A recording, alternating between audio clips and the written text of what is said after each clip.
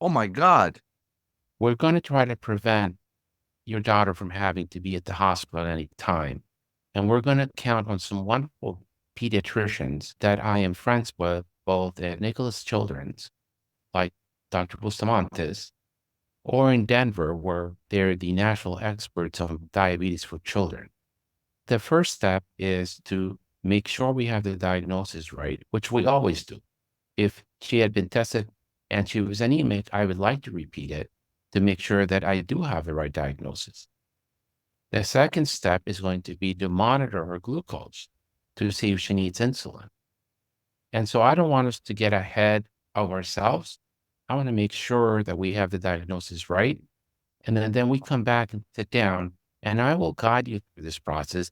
And I will be there for you and Dahlia and your daughter all along. And I will make the phone calls necessary to make sure that if we need to go see a national expert, But they I can. don't understand, Doc. You just told me you did a screening test in the office and it was positive.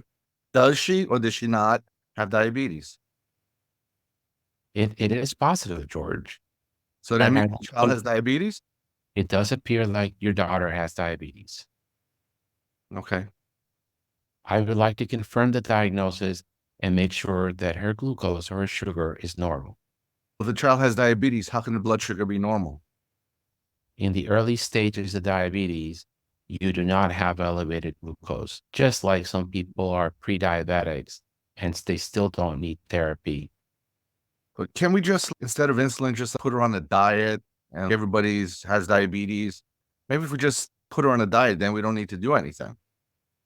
Absolutely, George. If her glucose is normal, making sure her vitamin D levels, her diet, and her exercise and her BMI are normal can help us delay the onset of the use of, My child is 2 years old. She's not overweight. but like you said, diet, good healthy lifestyles, and normal vitamin D levels do have a protective effect. Oh boy. So the child's going to be on medicine for the rest of its life. It, That's the very information dangerous. that we have is that if you test for for two antibodies positive, there is 100% chance that you will need insulin throughout your at some point in your lifetime. We don't know if tomorrow, 4 years from today, 20 years from today. You have the best specialists in the country. Yes, we can. If you want to go to the best, we can send you to Dr. Simmons in Denver.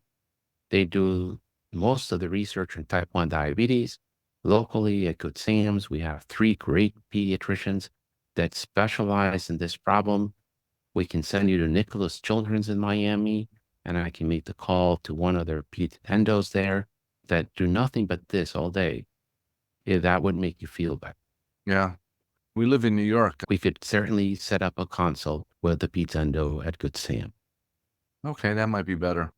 So can we redo the blood work and then have you and Delia come back so we can talk one more time? Okay, we can do that. Great. Thank you, George. Dr. Zini, where did I go? Very good. Very good acting, George. I think that you These did are good. all things you got to experience with patients. I didn't give you the aggressive one. I should have. You know, well, you Like know, it's your fault. Why didn't you check yeah, earlier, Doc? Before he was. yeah. So, I think you didn't get aggressive, and nor would my actors get aggressive because George did a lot of things right. Herb did a lot of things right. He didn't trigger you by having certain tones and did certain things wrong. I took some notes, and overall, really great job. A couple of little suggestions, and this is probably a good time to go over the program acronym for those people. But the P is for plan and position. And Herb, you were exactly right. Where you sit is a big deal. When you're giving bad news, uh, it is not an option to do it standing up. Okay. It's bad on so many different levels. Someone can pass out. It sends the wrong message. It tells the patient that you really don't want to be there, that you're looking for the door. And then I always joke that the Orsini law is never ask a question unless both answers are acceptable. I tell all my residents and doctors that, which means don't ask somebody if they'd like to sit down because the answer could be no. We know that's not in their best interest. So what I always say is, I'd be much more comfortable if you would sit down and just hold your hand out by the chair and wait for them to which sends a silent message that you're not going to start until they. So Herb did exactly that. He sat down, he used correct body language. If you're giving part of the plan is how bad a news is this?